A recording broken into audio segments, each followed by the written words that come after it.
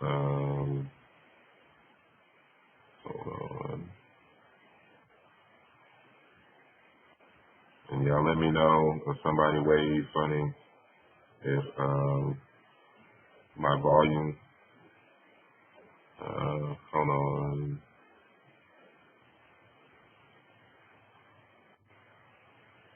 Begins to go out again. So y'all can hear me well at this particular point? Yes. Okay. Starting again.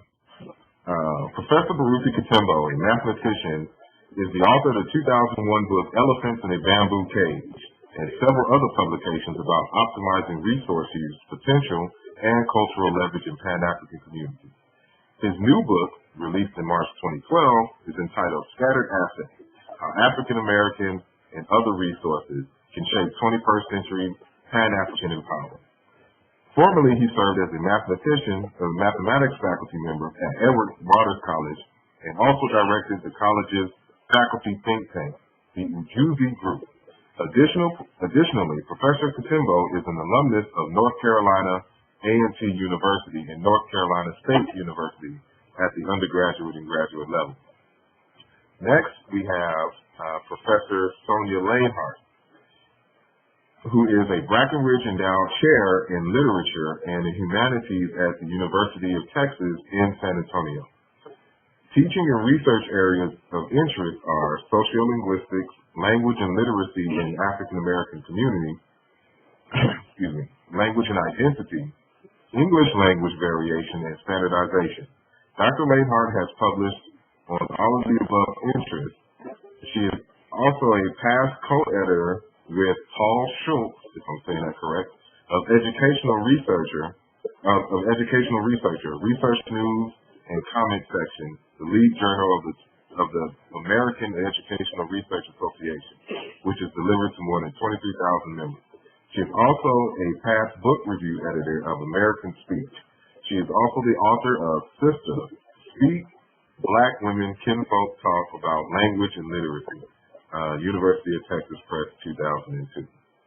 Next, we have Brother Lasana Omar Hotep, who is a consultant, educator, and researcher committed to providing insight and practical strategies in the arenas of community development, student engagement, and organizational efficiency. Lasana is currently the lead consultant of Hotep Consultants, is a program coordinator for the Center for the Study of Race and Democracy, and a graduate student in the history program at Arizona State University in Tempe, Arizona. Lasana has contributed chapters to several publications, including African American Men in College, The State of Black Arizona, Be a Father to Your Child, Real Talk from Black Men of the Hip Hop Generation, the Black Male Handbook, A Blueprint for Life. And Icons of Black America.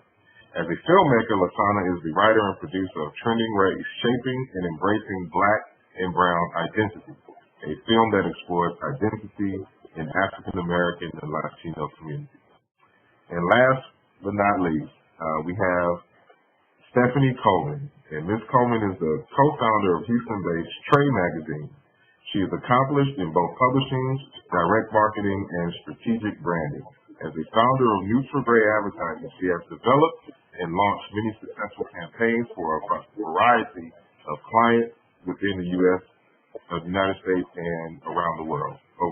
After over 15 years in New York, her career includes both corporate and creative agencies, and her clients have included Microsoft, Essence, Mercedes, Carnegie Hall, the Anti-Defamation League, the Lincoln Center, AT&T, and the United Nations, just to name a few. And I am your host, Asar from Hotep. I'm just an overall good guy. And I'd like to welcome all of you to this particular panel discussion.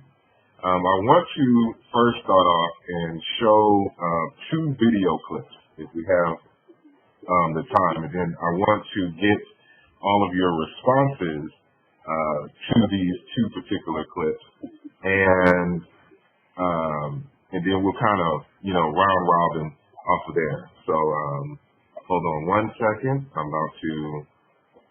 Are y'all seeing my screen or my desktop as of yet? No? Yeah. It's just Okay, can you see my desktop now? yeah. Yeah. Okay, the first clip I'm going to show is from Dr. Naeem Akbar, who's a clinical psychologist out of Florida A&M University in Florida. So, can y'all hear the volume as well?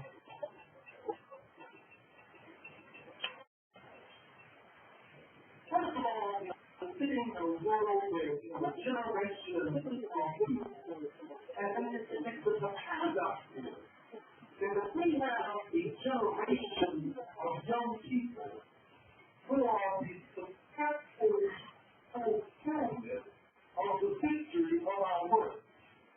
And in doing so, we have created a monster.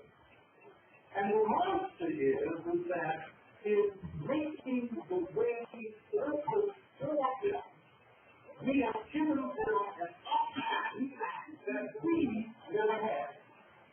They are the first generation of Africans who have the option not to be black. The first generation. Every other generation had to be black. Either by segregation, by slavery, by coercion, by ghettoizing.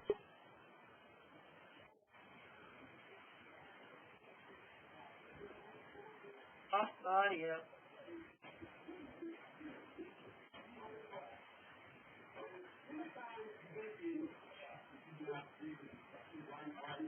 I can't hear it anymore. I can't either. I'm going to get a speaker. So y'all can't hear it at all? No. Okay, well that sucks.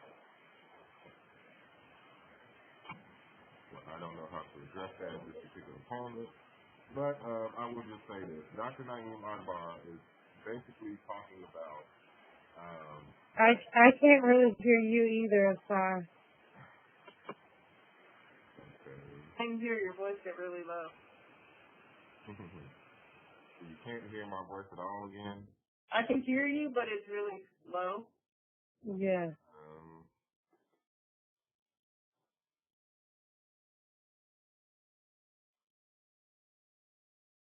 Check to make sure. Oh, now I don't hear you. Can you hear me now? Yeah. There you go. Ah, that's perfect. Okay. I had no idea why it keeps doing that. But basically, the clip is of Dr. Naeem Akbar, and he, at the time, I think this was taken in 2007, 2008, where he's coming across young people who, of the African American or African diaspora descent, who have the option, quote unquote, not to be black. And so the whole thing is about identity. I wish y'all could hear it. To get I didn't before. I didn't. Yeah. And so the second clip I was going to show was of two young men who recently recorded on the CNN, I guess, video blog about how they're not African Americans because they have no association with Africa itself. And so I guess I can edit that later into the discussion for everybody who is going to be listening to this. But the discussion today is about African American identity, and we want to discuss that and hopefully get into how identity can be the basis, or ask the question, is identity the basis of power in human social systems? So I guess the first question I want to start off with is, how do you as individuals define yourself in an ethnic and a socio-ethnic context, and what are your reasoning? So I will just go down the list. I'll just go with Brother Baruti, that particular question. So go ahead, Brother Baruti. Okay, thank you. I can basically go about a series of different identification and labeling. One is African, because I look at African as talking about our historical homeland and reference and overall culture. I can use the term Bantu because I think that many of the particular words and customs that have survived in the United States come from Bantu speaking peoples and languages specifically. Also, the word black as a general reference for us to denote in an abstract way us as opposed to other people that connect us on a global basis regardless of particular geography and specific ethnicity. And then also within the United States, African American as a geopolitical term that may in some cases represent us within this country as well as to other people who are looking at the United States as a nation and would like to refer to us in terms of our race and / nationality as we exist in the United States. For all four. All right. Brother Lasana? I simply personally identify when I'm asked to identify culturally as an African. I don't go into a variety of other explanations. I mean, simply I'm an African person because of my ancestral heritage and my lineage. And if you want to use various paradigms based on race, I come from the African race.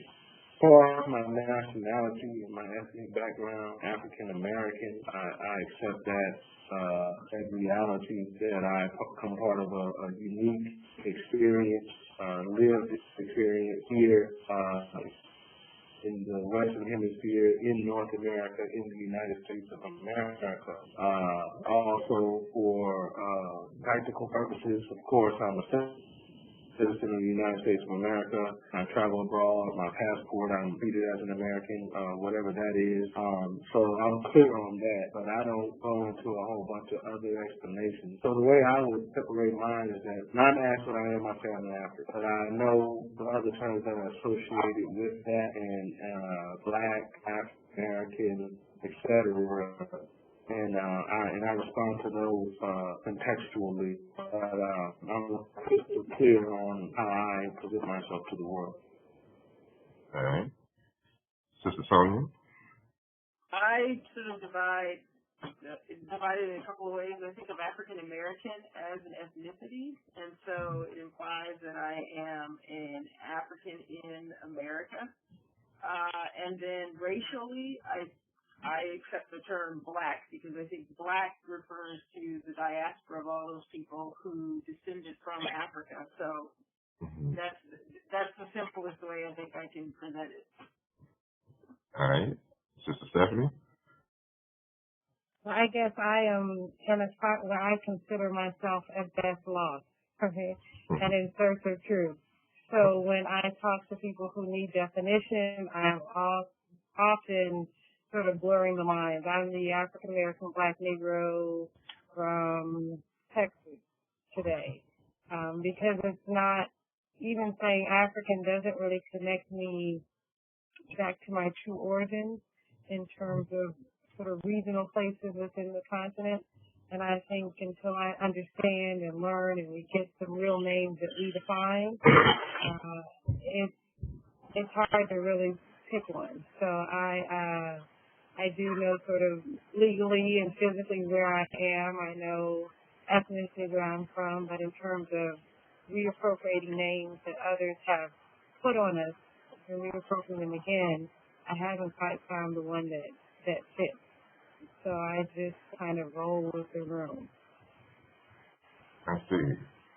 So it appears that we have a wide range of associations. The general consensus is that, at least for the majority of the people on the panel, they would accept African Americans as an ethnic identifier for them. But we have one who says black in terms of color, in terms of, race and identity. And then we have Brother Lasana with, he uses the broader term African. And then Brother Baruti, he uses a variety of different connotations, including Muntu, or Bantu being the plural form, which is a common identifier for the majority of people, excuse me, in Africa, which is a word that simply means human being. But at home, I often refer to myself to my husband as the former young Nubian princess that he married, but that's just a home term. Yeah. Well, for me, I accept African American. I have no problems with it. Ultimately, but at the same time, I have written a publication called The Bacala of North America, The Living Sons of Vitality, in search of a meaningful name for African Americans. And in this, throughout my journey, in trying to understand who we are, I haven't come across terms that are from the minds of us when it came to defining us.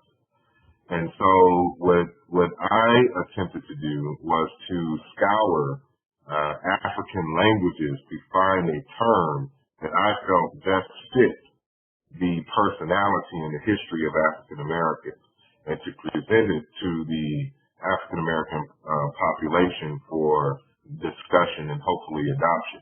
And so, when I go out and I talk about my ethnicity, usually I promote, I am a Mukala or Nkale, which is, in one can argue, means, children or person of the sun, and it has some other metaphoric and real extensions, which, that the book goes into detail as far as that's concerned. But that's just me. That's what I've been promoting.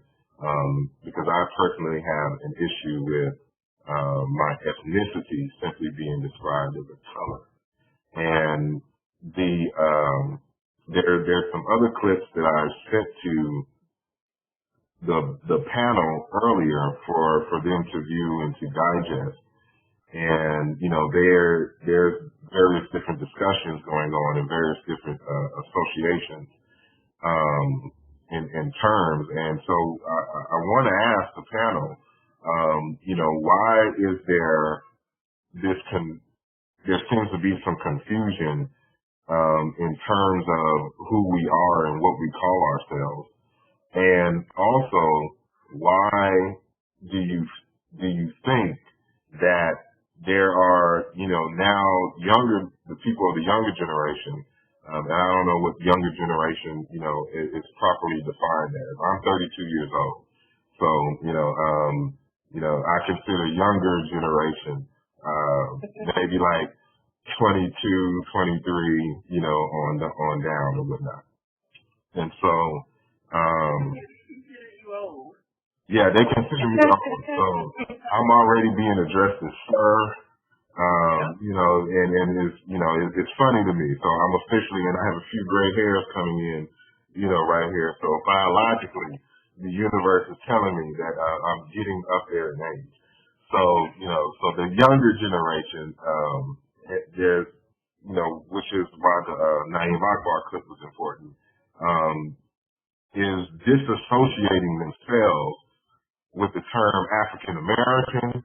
Some are disassociating with the term black altogether. They're just American. And so we're trying to, formulate ideas of why is there this disassociation with the association with Blackness or Africa for this concept, that has yet to be defined as an American.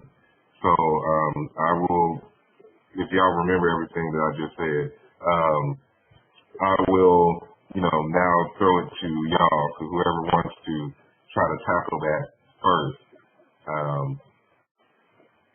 I'll let y'all I would say, from a branding point of view, I think a beautiful job has been done in rebranding who we are and making it a negative. So if you're talking about sort of the mental art of distortion, we have been sold this perception of what it is for the continent of Africa, what it is for the color. And there are people who, if you've never seen a positive image, then why would you want to be associated with it in general? And so instead of fighting this nationalism movement from the outside, you kind of change it so from the inside, people don't want to be remotely affiliated with that. It's not that you don't want to be Black, but you don't want to be what the stereotypes and the stigmas say that it is to be Black. It's not that you don't want to be from Africa, but you don't want all of those horrible, horrible, horrible scenes that you see on TV to be affiliated with your lineage. So the only good images American students have seen have been of non-people of color. So that's what they want to show. I, too, can be that. I, too, am not a burden to the system. I, too, have a great legacy. Let's cut off all of that past. But if they knew their excellence, if they knew their legacy, if they knew their origins and contributions, they wouldn't want to be anything else. And I think that is our responsibility as media, as educators, and as informed, to let them find beauty in their origins, and then they wouldn't be running from them. They would be running to them. So that's I'll go with Sister Sonia, then we'll get to you, Baruti. I think I have a slightly different opinion because I don't think it's specific to African Americans. I think that you could probably find a wide swath of people who could probably say the same thing, and I think it's probably as prominent among young. I think it's probably an age demographic, not a racial demographic, because I think you would find whites who would probably say something similar, and part of that just has to do with this. We're part of a global society, right? And so it's a larger sort of grouping than specific to me. Many whites already have issues with defining themselves as white, seeing that as an identity. I think it's really easy to just say that I'm American. I think it takes out the complexities of our sociocultural and historical context. That is true. I definitely agree with you there.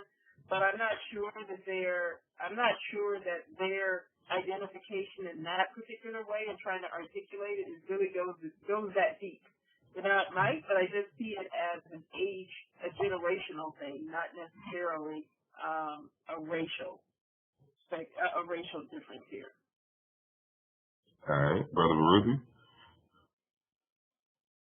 I was initially going to piggyback on something that Stephanie said, and that is, I think that in this society particularly, I think that the word Africa and African has been made the most negative. And throughout the early books of Europeans, particularly in the Arabs too, in so-called medieval times, all through their books have been ideas about Africa as being negative, and African people being cursed by God as an entity why we should have been slaves and why we are an inferior people. And therefore, I think anthropologically the African has been made most negative. Images of Africa are extremely negative, bearing on to the idea of why we as Black people are African people. sometimes have some reticence about being classified as African. So I would say, in a nutshell, that we must find a way to reject ourselves such that we, Africa and its history and what it has to offer us as a resource, even if we have had that projected into the United States to build upon a foundation. Since we're here also, then we represent one of the cultures of this country, and therefore it should be projected with the kind of positiveness that makes us a first-rate citizen, as opposed to thinking of ourselves as an appendix. All right, Brother Lafado. I'm going to take a little bit different kind of perspective. What we're seeing today is the result of a broader, longer, more trajectory of this racialization project. Some people refer to it as the hegemonic project, of where this concept of whiteness, concept of what it means to be white has been set as a standard and as a universal and as a default. And so therefore, not only has the standard been set through images, through various forms of media, but in forms of relationships to power. And there's like a pigmentocracy, there's like a hierarchy in the society we live in, but in the world that has set a tone for cultural identity. And it's not just about perceived images of stereotypes. There's also about where can I derive power? Where can I garner or leverage or position myself to have an identity that has something to do with power? And Mel Irvin Painter talks about this a lot in her book, The History of White People, how they formed this social identity of hodgepodge and all that kind of stuff, kind of pulling from Stephanie's comment about how she really can't directly know, or she doesn't really directly know what part of the continent her ancestry may have come from, so she kind of yields there and says, may do a regional thing, hey, I'm Mexican, I'm this, I'm that. But whiteness was never liked, and whiteness was not garnered for racialized purposes. It was the racialization project was garnered for political and economic purposes. And so I say all that to say that the discussion that Dr. Akbar kind of facilitated in that talk about quote unquote creating moms and this first generation that has can quote unquote choose what it means to be black, I think there's a part of that discussion that's being left out.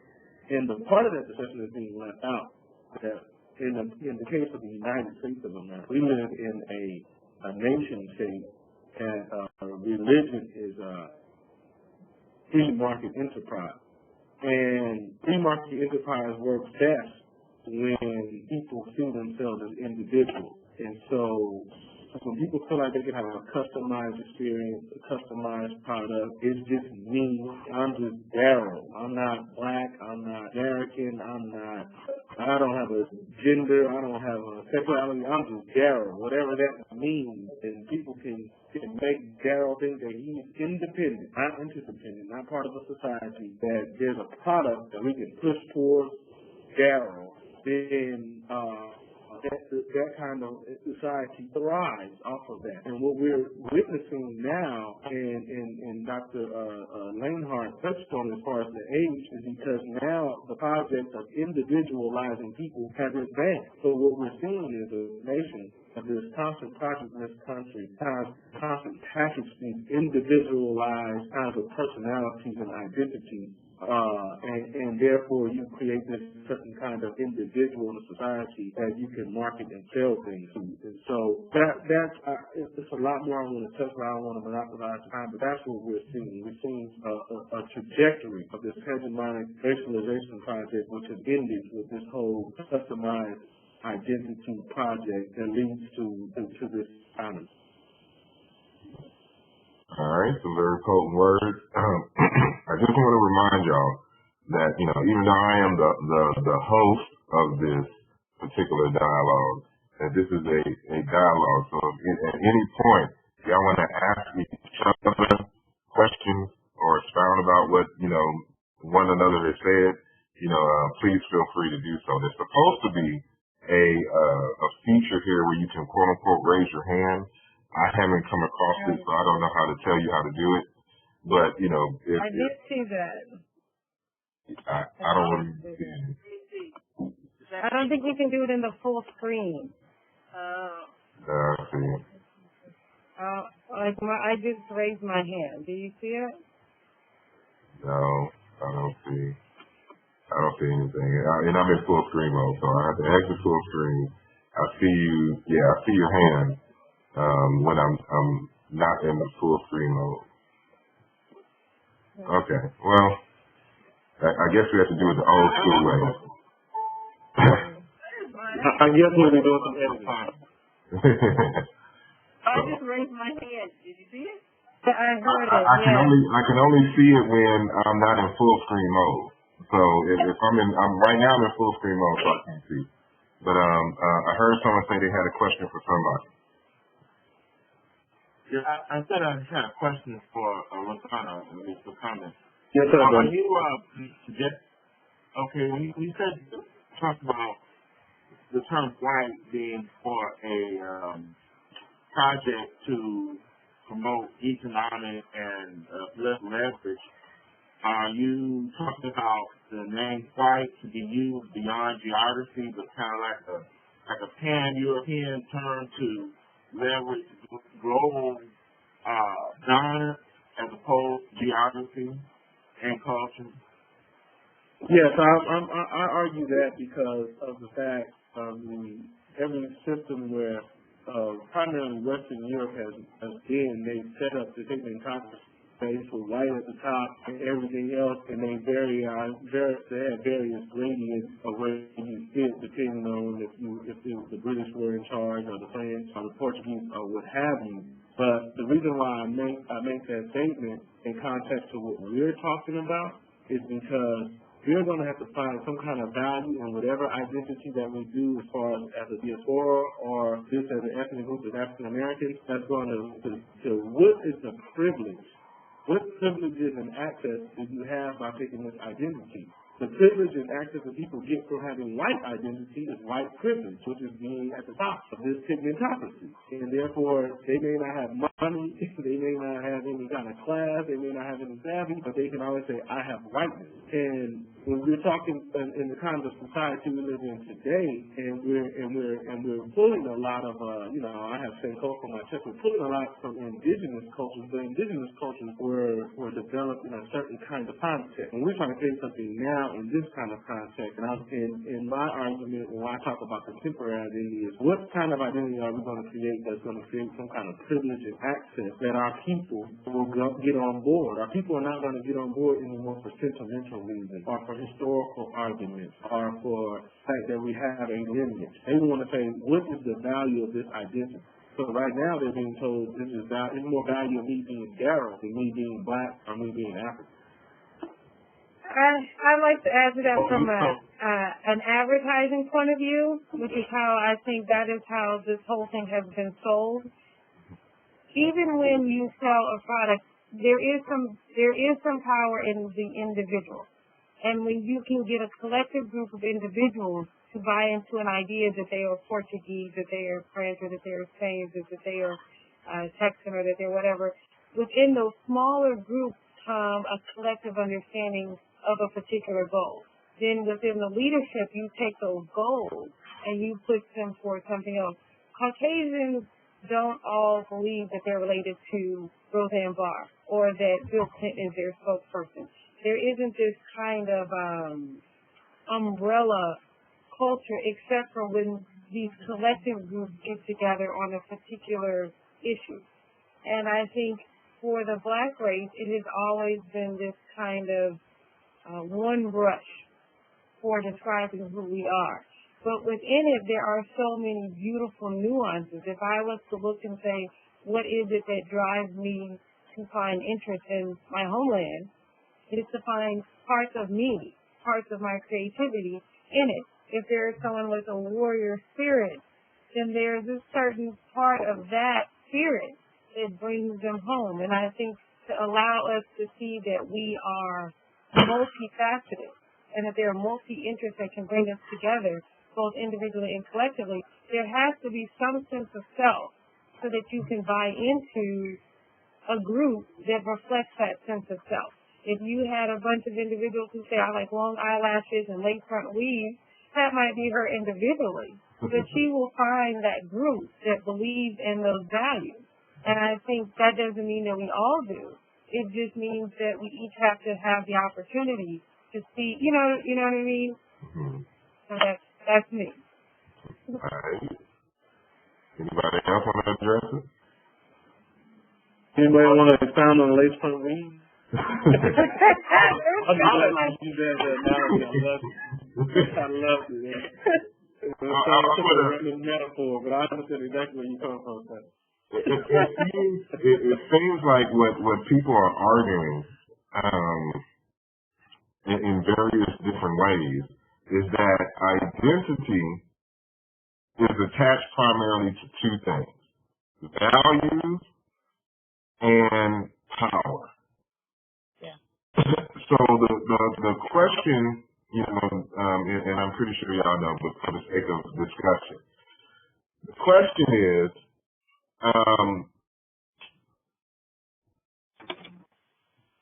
what can we do, to bring value to the identities that, we ultimately decide to get? And how can we use that in real, tangible, measurable terms to develop, maintain, and protect our power, the power that we develop from the identity? So who wants to address that? Identity is. Mm-hmm. So in my area of research, identity is sort of multifaceted, and it's not just how you see yourself or the groups you want to be a part of, but it's also how society sees you and how those groups that you want to be a part of, how those groups see you. So just because you want to identify as something doesn't mean that which you're trying to identify with accepts you as that identity. So, absolutely. For example, the people that you were talking about earlier who are, I'm going to say they're black, and they're saying, oh, I'm not African American. They can say that all they want to. But if other people see them as African American or black, then that's what they're going to be called. And that's how they're going to be perceived, and then that's how people will interact with them. So absolutely. It's a two-way street, and you can't just say, I'm opting out, because as part of being part of society, you're already going to be in that mesh, and so people are going to find you in some sort of way. But then also talking about identity as a development. All right. I think that's a very complicated thing, and it's something that happens over the course of our lifetimes, and it's something that we're continually doing. We're continually evolving in terms of the experiences that we have, these issues of identity in terms of how we see ourselves and how other people see us, the interactions that we have, and then those are continually defining and redefining, this idea of identity. So, for example, if you look at some of Prof and Town's work on talking about identity development or Jessica DeClaire and other people and looking at this, I'm trying to think of the guy at Michigan, Robert Sellers at the University of Michigan, in talking about this idea of what identity is. It's something that develops, and usually they talk about it in terms of stages, right? So it seems like some of the references that you've made to people have to do with people who are in different stages of their identity development, right? So if you had talked to me at 22 years old, I would have, of course, said, oh, I'm black, I'm African American, of course, can't you see my skin color, brown paper bag test, all that stuff makes it pretty obvious, that kind of thing, and okay, that's what I am. But beyond that, it wouldn't have really meant anything to me. I mean, yes, I grew up in black neighborhoods, my family's black, I associate with black people like that, but it wouldn't have been salient for me necessarily, right? And then if you catch me, you can take me in 5-year increments.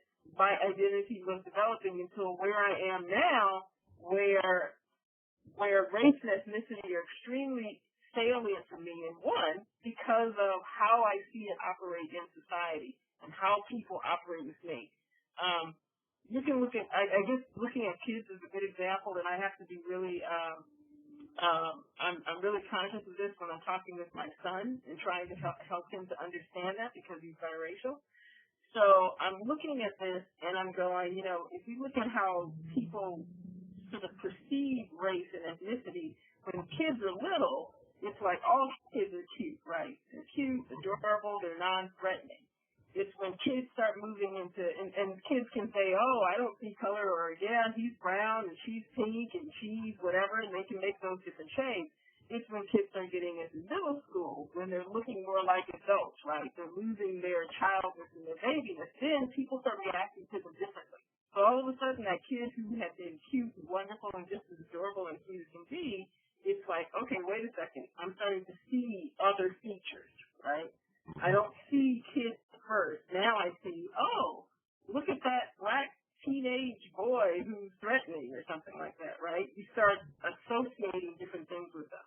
And as other people are reacting to you in that way, that starts changing your identity or your perceptions about who you are, right? So you continually have that. And that's why I'm saying as you continue to grow older and have particular types of experiences, that impacts how you see yourself and how the world sees you as well. And there are also other things that can go into that in terms of your familiarity with cultural artifacts and those sorts of things as well. I do this from a linguistic standpoint. And from a linguistic standpoint, definitely what Stephanie said is true. It's a heterogeneous group. Even though there are several researchers who are not as many anymore, who sort of see us all as sort of one lump or one thing. We all talk the same. We all, okay. But there is some significance to talking about the experiences that we have and how we interact with different people outside of our group and inside of our group that help us to sort of formulate our identity and help that evolve over time as these are sort of reactionary things to some extent. Can I add to that? Go ahead. Well, our magazine is an urban magazine on the edge of gentrification, right? So physically, we're in this spot where we have an economic push that happens to have a cultural umbrella on top of it. As we started the magazine, people said, oh my gosh, don't use our neighborhood like Harlem has a nickname called Trey. It's 3rd Ward, it's like the 9th Ward. It's that kind of idea. You cannot use Trey because you won't have any value. You have to use Midtown. You have to bring in other people in because they said that because they cared that we would not be successful if we were ourselves. And that was a passionate and consistent push against the community and trying to save us from self-identifying. Then we did an issue on our football team. You know, this is urban, inner-city football team. And we have some socioeconomic blends in the group. And our mother they were ripping into their voice because they were trying to be the male and the female energy and you aren't going to do nothing and blah, blah, blah, blah, blah. We did a beautiful photo story of those kids. And the same mothers who were yelling at their kids when they got the issue turned around and said, you can't behave like that anymore. Don't you see you're a role model? Don't you see that you're in this magazine? Don't you see that people are looking up to you? Don't you? So it isn't, I mean, I think we're extremely fortunate, the 5 of us, to either come from a lifestyle or a family situation that gives us a sense of self. For many of our community that we're bringing along on this journey, they don't have that sense of self. Their sense of self is often based on what they are told that they are being perceived as. That is why they struggle with trying to pass and trying to do what is necessary to not come across what they have been told they are, as opposed to just knowing, right? Like I know everyone here just kind of knows, and you can evolve, as opposed to waiting to see yourself in TV or in pictures to figure out what comes next. And there's that kind of marketing part that we have to consider for the masses as well. All right. I'll ask this question to you, Brother Lasada, piggybacking on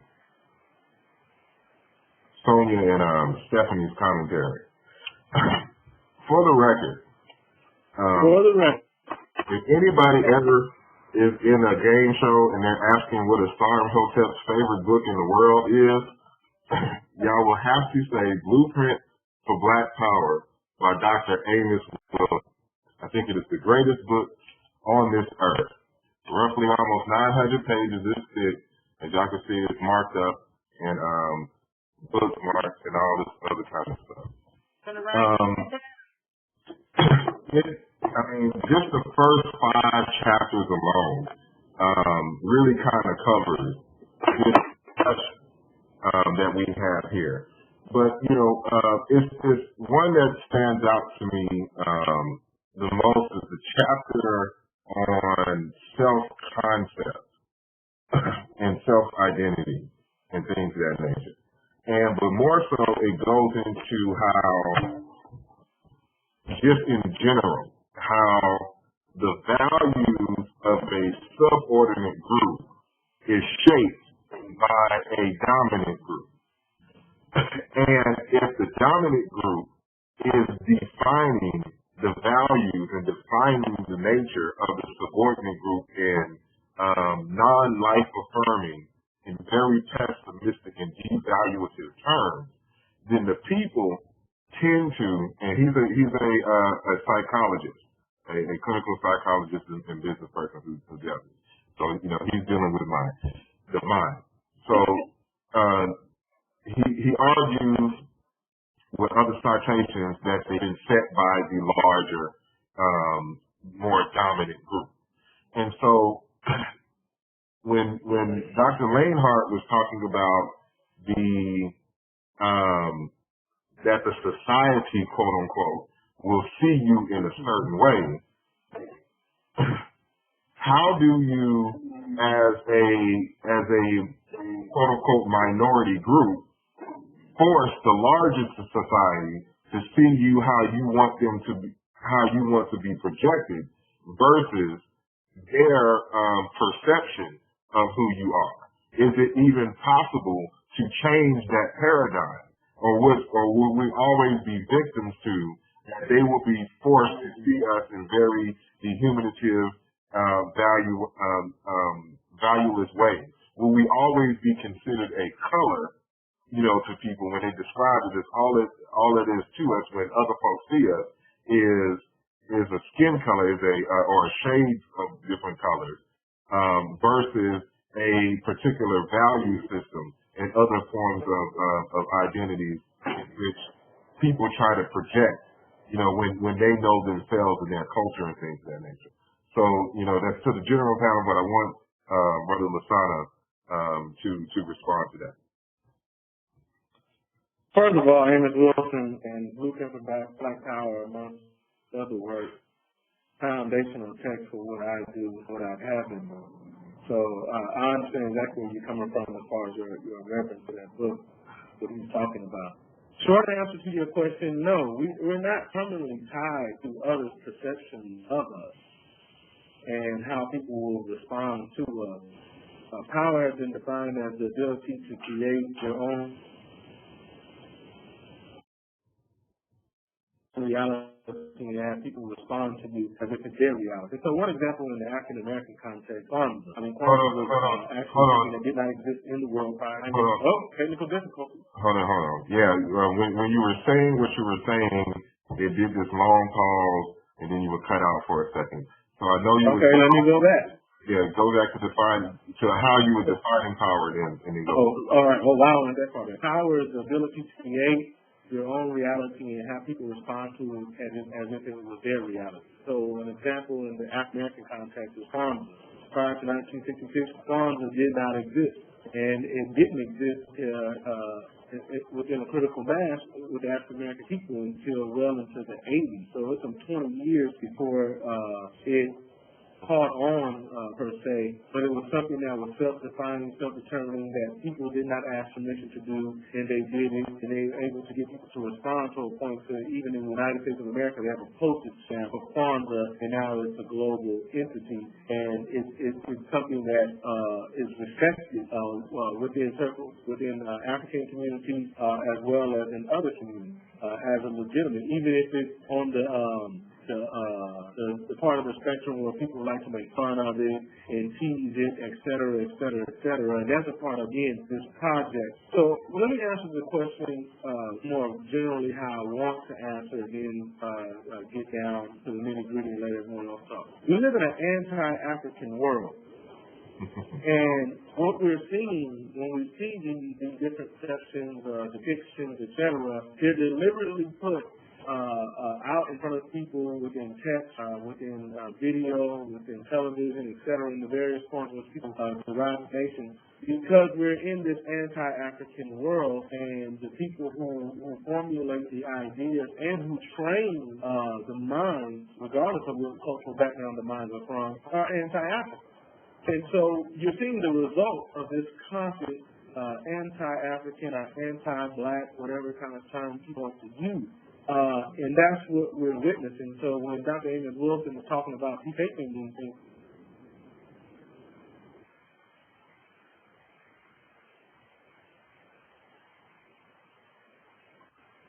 Is he paused for everybody else too?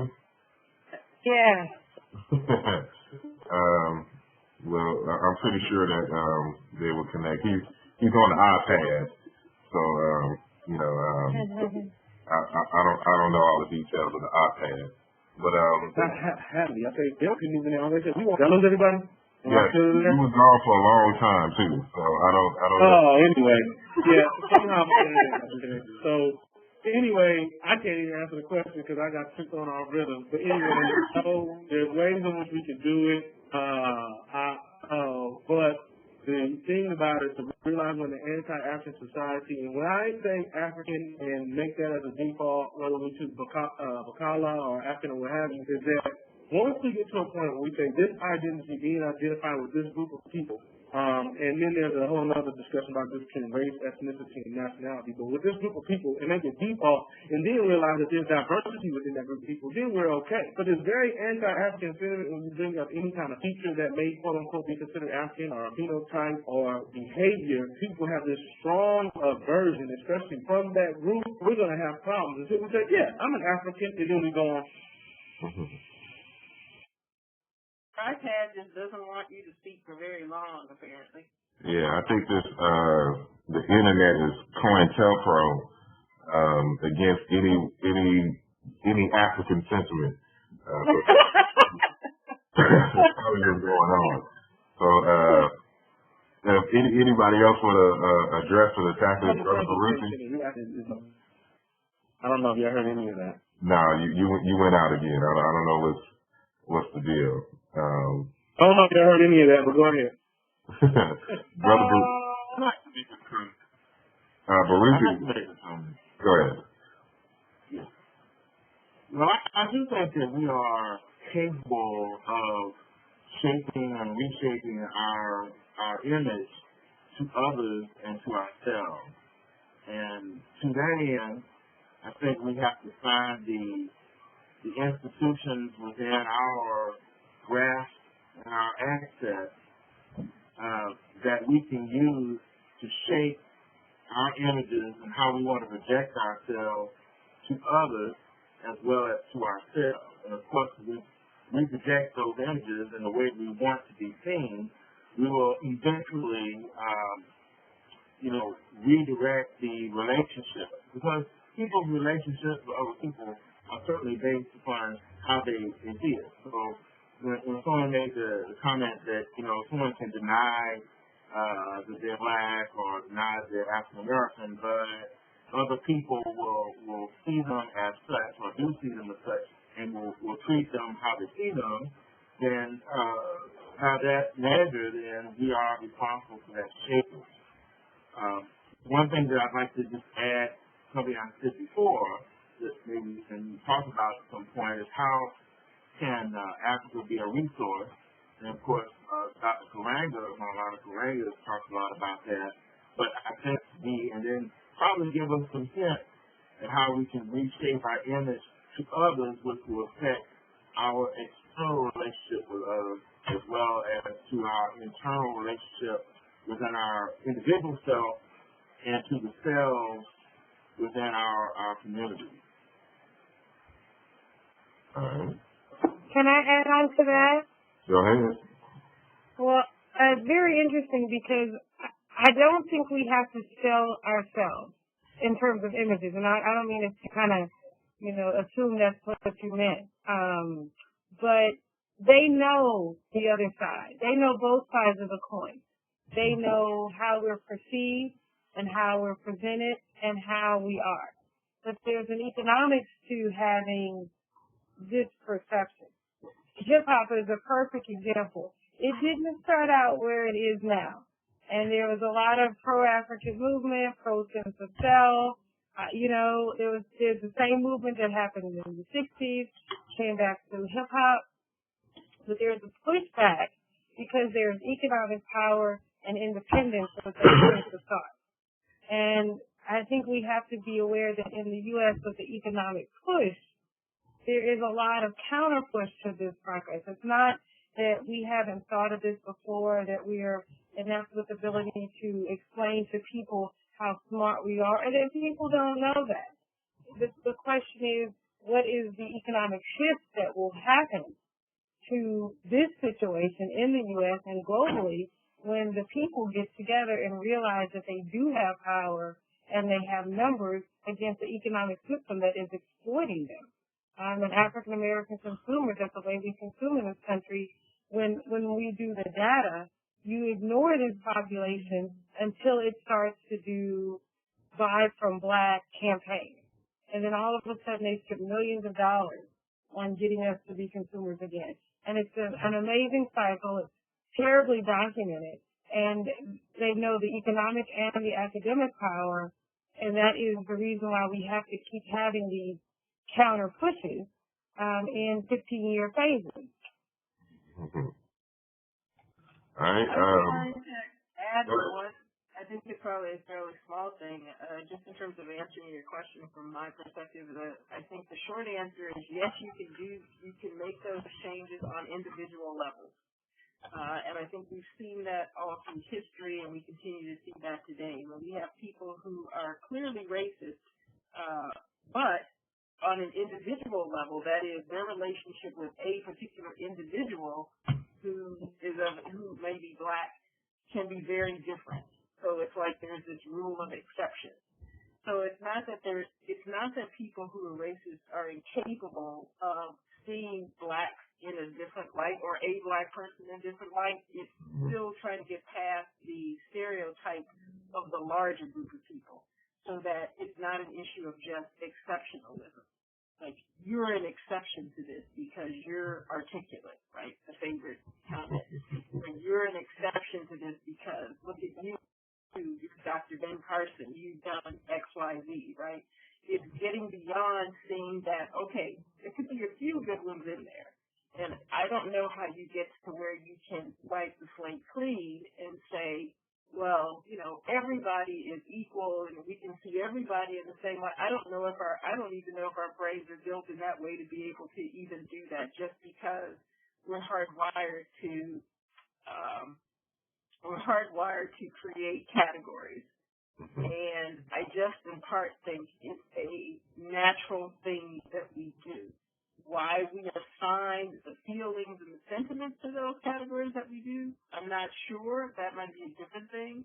But in my classes, I use a thought experiment, or at least in some of my classes, I use a thought experiment and say, what if the United States never had, there was never a slave trade, we didn't bring Chinese over to build railroads, there weren't Native Americans here that we didn't subjugate it. You take all that away, and all we have are white Europeans who came over to this country and settled it. Would there be discrimination of some sort? And the answer is that yes, there would be, because we as humans categorize people, and for whatever reason, then we make associations with what that means.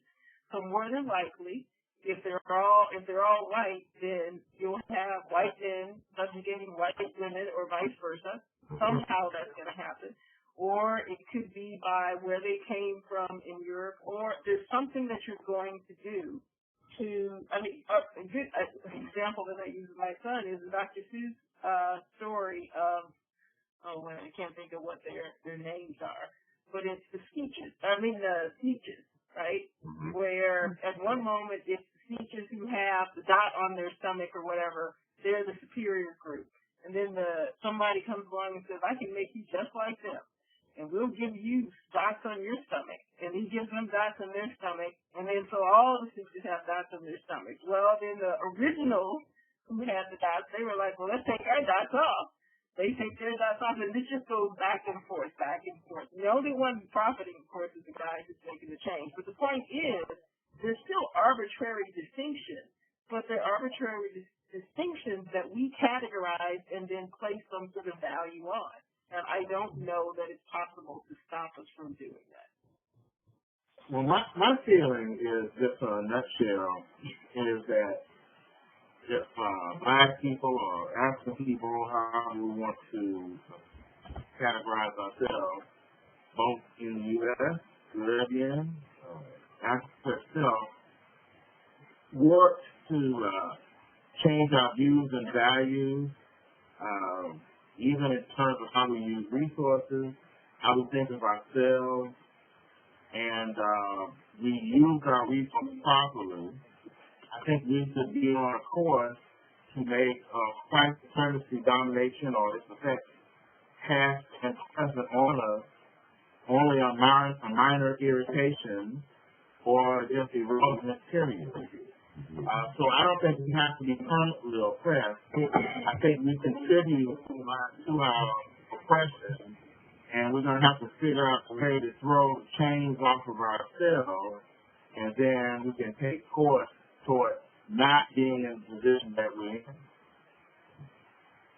I'm glad that you actually all three of you. Yeah.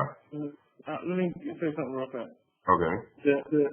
The one of the things in this work that about identity that I'm finding is we're not asking the question why. We're really not getting to the, I guess, metaphysical part, I guess, in some ways. And in some ways it may be epistemological, I don't know, but why do you have these types of identities, and where are the benefits from these identities on various sides of the equation? And until we come down to the questions of why, like one of the arguments you made, we talked some time ago, is about when Burkina Faso was created, and when they came up with a name for the people, and it was a projection of what they wanted the people to be respected as, and to aspiration to live up to, and you talked about that as part of the inspiration for how you approach the African American ethnic group. And I understood that was in the context of a new nation state had state power. And so when you have state power and you're another group of peers called other nation states, and you say, we're going to present ourselves as this, the other nation states respond because that you have a similar institutional apparatus that they see as legitimate. And so therefore they will do that. But if a small group of people... No. I'm just starting on. Well, this is interesting. How horrible. Because I thought about, it irritates me to no end every time I'm listening to some sort of world news thing, and they say Burma, also known as Myanmar, which clearly is something that a country's trying to project. I got together the question, color or this technology still did not go away again? Yeah, you went away again, and all right. Well, every time I talk, I go away, so I'll shut up. 30 seconds left. No. I'll be quiet.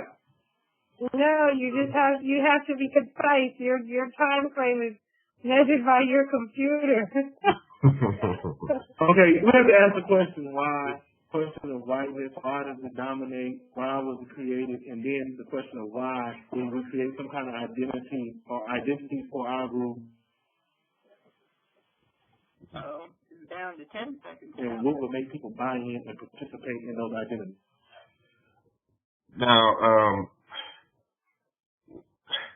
I want to go back to what Stephanie has introduced into the conversation, and that is hip-hop culture. And, you know, I grew up during the height, or what they call the golden era of hip-hop. And so, you know, I grew up in it understanding a certain philosophy that existed in the culture, not only as a listener of the music and observer of art, but actually being a participant in the expansion and solidification of the culture. And so I've always said for the longest that, you know, some of the pioneers from the beginnings in the golden era need to articulate, you know, the inner philosophy of hip hop culture. And a few have done that, you know, one with the RZA talking about Wu-Tang Clan, but my almost new favorite book, it has yet to trump Blueprint for Black Power, but it's definitely up there. And that is The Gospel of Hip Hop by KRS-One. And I love this book so much because he solidifies, to me, and I argue this, you know, and I guess this will be a different argument in of itself, that hip-hop is really the only bona fide culture that has arisen, and I'm speaking from the broader context of what culture is, that has arisen from African Americans, the population we know as African American. That'll be a different discussion. I know people have opposition to that statement in which I have. But again, if you know, another time we can argue. But one of the things is that he argues in the book is that hip hop has been a self-defining cultural phenomenon. And every step of the way, since the beginning, they have defined themselves and moved under a particular ideal in which to move forward. Now, things have kind of changed you know, over the years, which is a discussion in of itself. But it goes to, matter of fact, when me and Brother Baruti were testing the software the other night, you know, we had this long discussion, which included, you know, parts of this dialogue in which we're about to have now, is that, you know, the questions you have from the older generation, it seems, is that, you know, basically it seems to be this idea that we have to wait on a masses to get on board in order to do something or to be effective. And I noticed with people from my generation, Generation X, as they would call them, or what I call the hip-hop generation, is that we don't have those limitations. For us, we are people who just put it out there, do it, and make people with no apologies, and people are either going to accept it or they won't. And I think, you know, with me growing up in hip-hop culture and being a participant in that way, and especially dealing with the thing with identity, that it has kind of shaped, you know, how I approach this particular subject. Because just as Baruti said earlier, you know, for me the goal isn't really more so having other people love us. And I think that has limited us moving forward as a people, because for some reason in the conversations I have felt, for me as a hip-hopper and as a martial artist, it ain't about the love. It is about putting yourself in a position to where when somebody doesn't love you and wants to violate your sovereignty, you have the power to respond appropriately. And I think this is, and I bring up martial arts because that's what martial arts is. You know, it's not about, you know, who initiated the aggression. It's about when you're in the fight, can you defend yourself and neutralize, you know, that which is threatening your sovereignty. And so when we talk about identity and power, this is the perspective in which I'm coming from. So regardless of how white folks feel about us, they have to, because we have the necessary power to respond in an appropriate manner, they have to deal with us in a particular way. So it's just like the United States. You know, they could talk about China all they want. They could talk about dictatorship. They could talk about their form of governance. You know, we could talk about their people and how we don't like them and all this other kind of stuff. But China is positioned in a way that you have to respect them on the level as, you know, say in the state. You wouldn't, you know, the United States can run into and get Saddam Hussein easily, but they won't easily run up into China, you know, as quick as they would, you know, the Middle East and Afghanistan and stuff to this nation, because they have positioned themselves that they are able to defend themselves. And so when I think about Blueprint for Black Power as a foundational framework, you know, to move forward, this is the kind of sense that allows you to create certain types of motifs, certain types of perspectives that allow you to create services and products that are sellable. Now, I don't remember who addressed this earlier, but I think that culture is something that you sell. And so when I go to the movies and, you know, I'm going to watch a quote-unquote white movie, I'm going to watch white culture in action. When I go to eat food, I'm eating people's cultural food. When I go to the store, I see Hebrew Franks. You know, what is so special about hot dogs that they have to put their ethnicity on the Hebrew Frank? I mean, on the Franks. They're selling their culture. When I go watch martial arts movies, I'm going to watch Chinese, Japanese philosophy as it expressed through martial arts. Everything has to do with culture. So when you have a culture, you have a body, you have a framework in which to create products and services and to sell to other people. In order to build your economy. So if you don't have an identity, you don't have you don't have a basis for an economy. And so I just want to get y'all opinion, you know, on that. And anybody can, you know, kind of weigh in. You know, hopefully their video doesn't go out in the process of responding.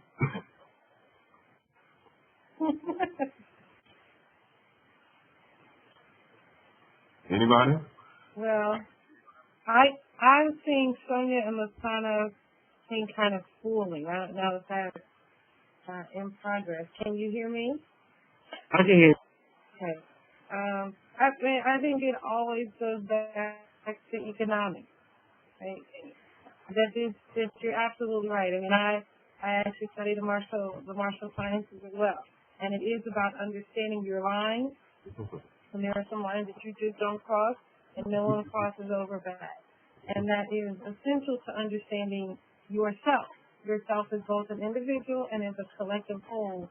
What are the lines that we do not go below? What are the perceptions that we create for ourselves? And what does our land look like? You know, why is it essential for, I'm going to say, a gentleman came in here, a Jewish background, and he said, you have to go and find your own homeland.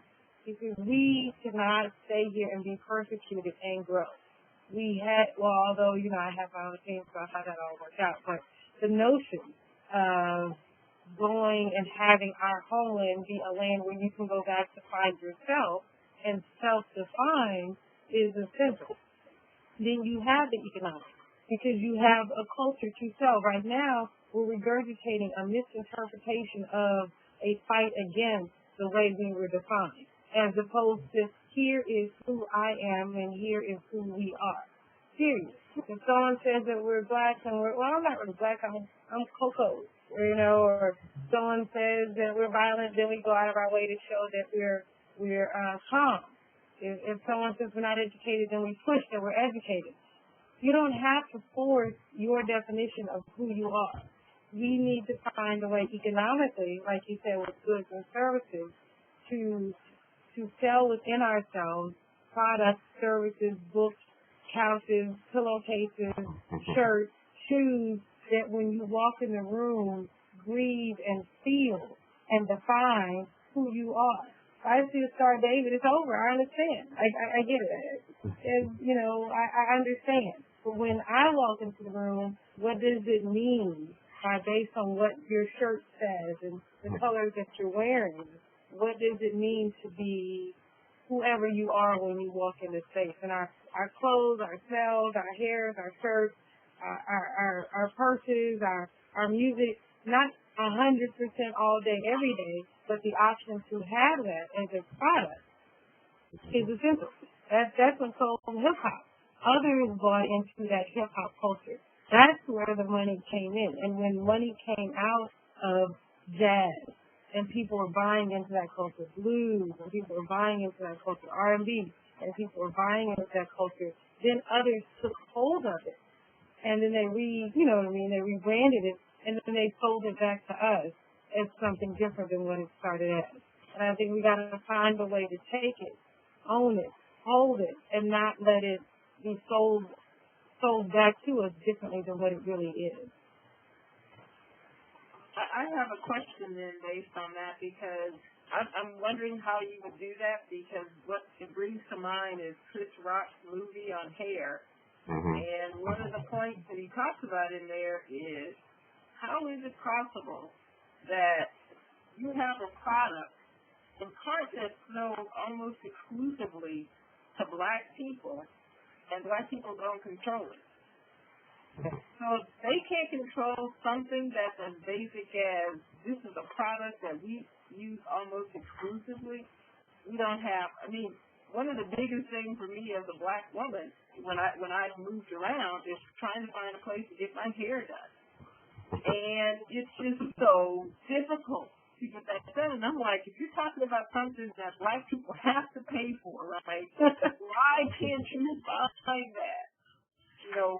Where are the people who own that and define that? So I think you said something like that. Well, it's a perfect example. If you watch the new commercials, how many natural hairdos do you see on commercials in the last 6 months? They have seen this big chop come off, and everyone's doing it, and but they can't make money off of it. So now, if you look at Walmart and Target and Kmart, they are starting to bring Afrocentric oils and shea butters back because they have to find a way to make a commodity. So what we have to do is build that network from the growing space to the new space, knowing that people are looking to redefine themselves, that women are looking to get out of these products. And watch the commercials now. We don't have a sitcom or any major TV, but they are starting to see that they have to find a way to commodify this change that is happening. And I went to get my hair fixed, and the lady was like, "Oh my goodness, you have to love it. They have this new they have these new Afro weaves, right? You've seen everyone with these blowouts to here, because they're trying to they've already seen the movement, and they've created a product line to sell it back to us. Now, we know the movement before they do, and I think we can look at basic business marketing strategies and understand us in a way that can't be, someone in China cannot be manufacturing afros. But I would like to agree with Stephanie to this extent on something you said earlier about culture being a marketable product or can be sold. I agree that culture can be marketed as an economic commodity, but I do think that,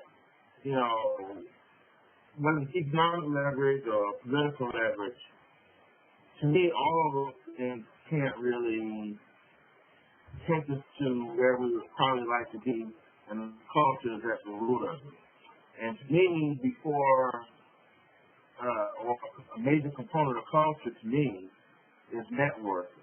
I mean, I'm just kind of looking over some notes I put down about, for example, in one of Dr. Karanga's books called Introduction to Black Studies, he outlined 7 areas of culture. This is history, religion, sociology, politics, economics, creative product, creative production rather, and psychology. Okay, I agree with those, you know, as the basic building blocks of culture. I think networking. So, for example, if we have to find our own home, for example, African American people, in the United States, I would say that would primarily be the South. But if the black people really, you know, network together and probably really love ourselves and love our image, then maybe we would make a mass remigration back to the southern areas and make that more of a geopolitical space, you know. Then maybe that would be some move toward more sovereignty and more controlling our destiny, our image, and stuff. Maybe that would be our own home. But no people are finding their own home, even in the perspective, unless they love themselves. And I would like to find a way that we can facilitate working and love of self, along with views and values of critique, you know, for ourselves, based upon some of the models that we may have talked about. And I think that's crucial from my vantage. But it sounds like based on that, that's what we could say with Asar's example of China, right? When we think of China, we think of something that's unified.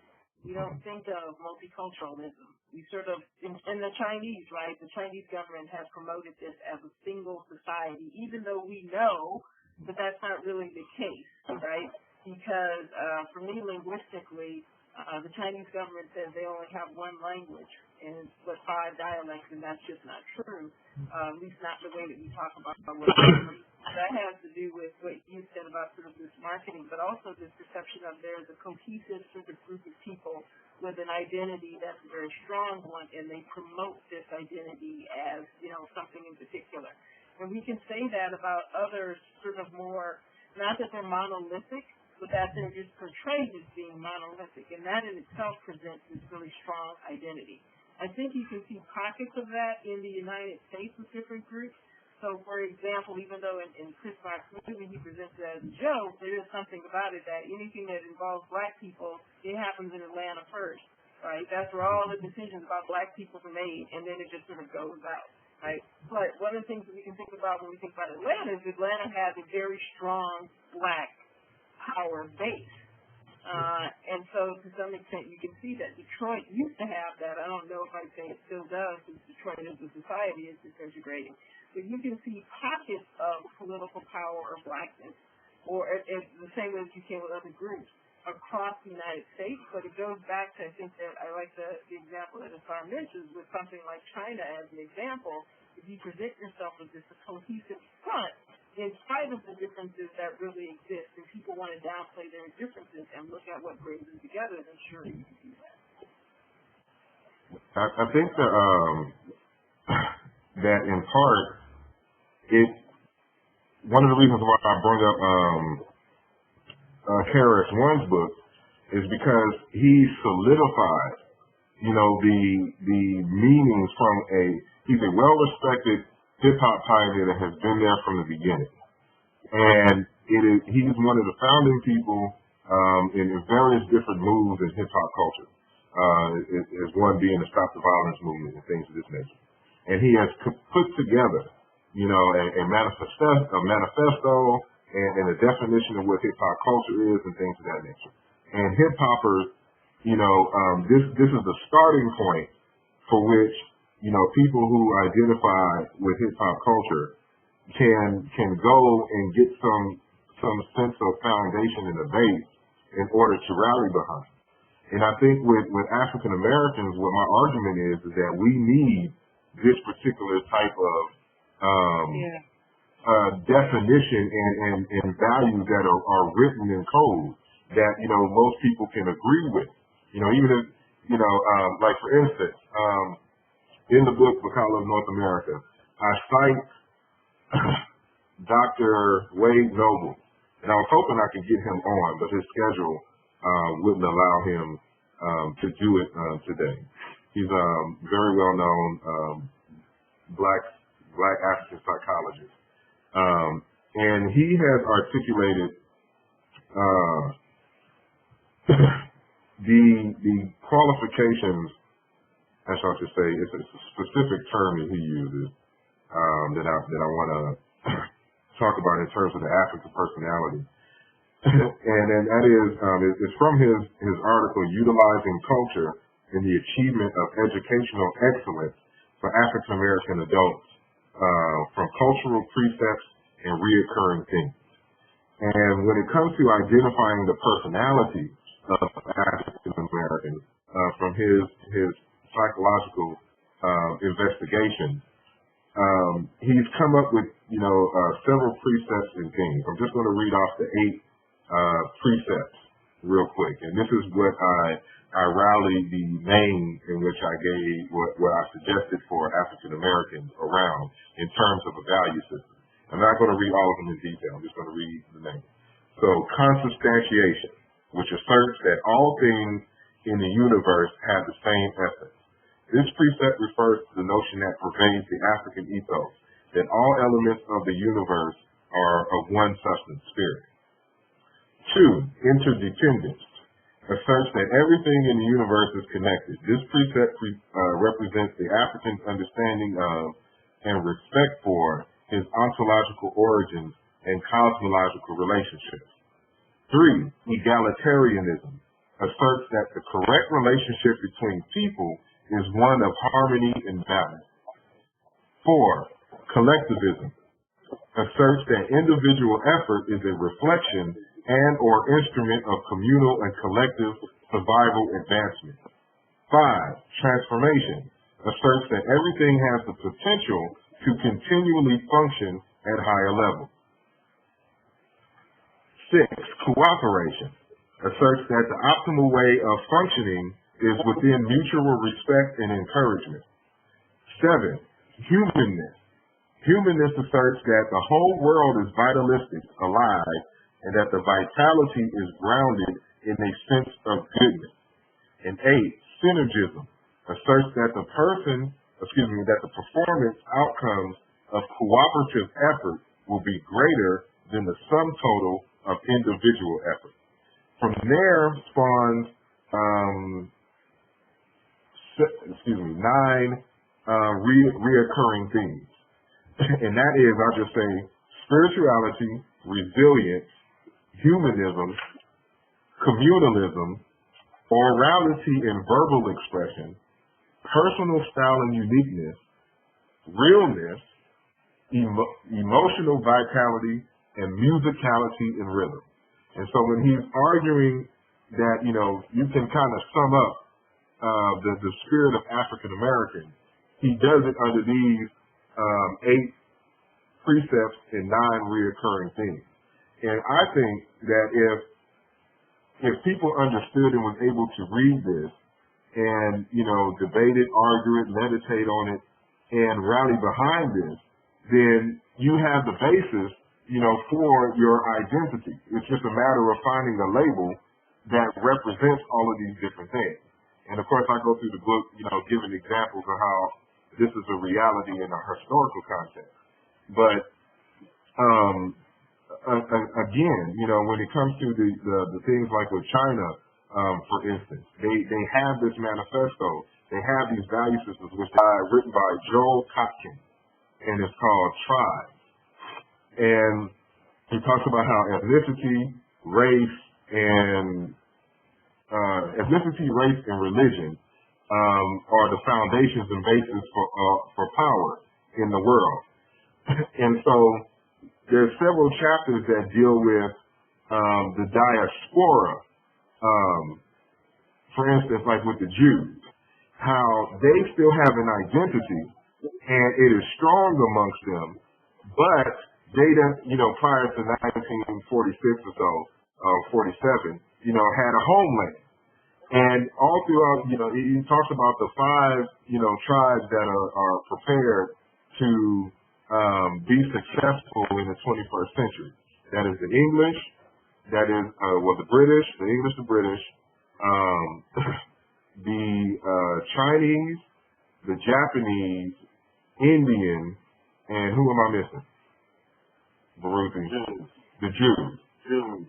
And the reason is because, as he argues, is they have a strong ethnic identity, and their ethnic identity is not localized to a specific place. They can go anywhere in the world, and because they rally behind this identity and a certain value set, it becomes a source of power, and they create these large global networks. So when you talk about Chinese, you cannot talk about Chinese simply in China. You know, Chinese are global people, and they honor themselves as Chinese. Same thing with Japanese and the Indians. And it's because of their strong ethnic identity that they are able to move in the world in the way that they do. And so, you know, I think even though we don't necessarily have our own homeland, that if we, you know, create a strong culture, and I like how Dr. Amos Wilson articulates this concept when he talks about that culture is a conspiracy, which means that it is something that people do consciously. It is, you know, culture doesn't grow in a field. Culture doesn't, you know, fall from the sky. It is something that human beings get together in meetings and they create. And so, you know, at some point, if we want to change our economic and political condition, we're going to have to meet on this issue of culture, and we're going to have to set the guidelines and the precedents for the development of the culture. And we're going to have to present it out there like hip-hoppers do with no apology and just move forward, you know, and adjust and as time goes on. You know, I'm a computer programmer, so, you know, we have this thing when we're developing software, you know, you have the alpha stage, you have your beta stage, and you have your candidate release stage. And, you know, you have all these different stages, but they don't wait till the product is perfect before they present it out there. They present it out there in stages so people can come together and test the software, so to speak. And if they find any bugs, then, you know, of course, we report it, and we adjust the software in a bit to accommodate, you know, and to correct those bugs. So when we have a final release, you know, we've gotten most of the bugs out of the way. And I think this is the way that we can approach this cultural development, from which, you know, you set in stone your values, so to speak. So like with the Jews, their stuff is set in stone. It's written in the Bible. You know, so they rally behind all of the things that are in the Bible. That's their history. If we can, you know, rally behind something, you know, in terms of these ideas, I think that we can move forward. Does anybody have anything to say? Go ahead. So I have a quick question or comment. Go ahead. The first question I'd like to ask is, who was the person on the panel that mentioned about a Jewish person mentioning that African American people would have to find their homeland? Who mentioned that? That was Stephanie. Me, sorry, Ray. Okay, great. Stephanie, I'm going to ask you a question, but first, I'm sorry, I want to just make a quick comment response to what you just mentioned. Go ahead. It seems like when Lasana was talking earlier, that he was saying, regardless of whatever name we chose to identify ourselves, it doesn't seem to go anywhere unless it's connected to power. I hope that's not a mischaracterization of what he was saying, but you seem to be suggesting that, picking a proper identity, I guess with the proper precepts that you outlined from Wade Noble, will actually provide the apparatus and the conduit to which power can be created. Now, maybe those are not flip-side arguments between both of you, but I think those have to be discussed perhaps at a later level. Which comes first, identity to create power, or power in parallel with identity, you know, equals development and forward motion. But the question I had for Stephanie was, since you had mentioned that this particular Jewish person was mentioning that African American people had to find their own homeland, what would that mean to you, that we would have to find our own homeland? Where would that be? And what would that mean in your view, for Jews, since all Jews don't live in Israel? What does Israel mean for them, for those who don't live there, in terms of their own leverage outside of whatever they would call Israel? And is Liberia, in your mind, some kind of place that was originally thought of as being some kind of homeland? Yeah. Well, I think it's interesting. I used to do branding for the Anti-Defamation League, which is one of the largest, it's like the NAACP for the Jews. You know, it's kind of their cultural base. And the fact that they were branding branding their culture is very telling. Now, although they might not all live in Israel, there is a major percentage of Americans that have dual citizenship from both Israel. You know, there is this opportunity to kind of go, regroup, rebuild, and come back home. And I don't know, for those of us who have friends who have homes abroad, or they might be West Indians, or they might be from, South Africa. There is this sense that you have a place as an option. In the case of this country is becoming too much, or hey, I'm being targeted, or every time I wear my hood, I get chased. Well, I have an opportunity to escape that. Now, I have the option to take it or not take it, but at least I have an option.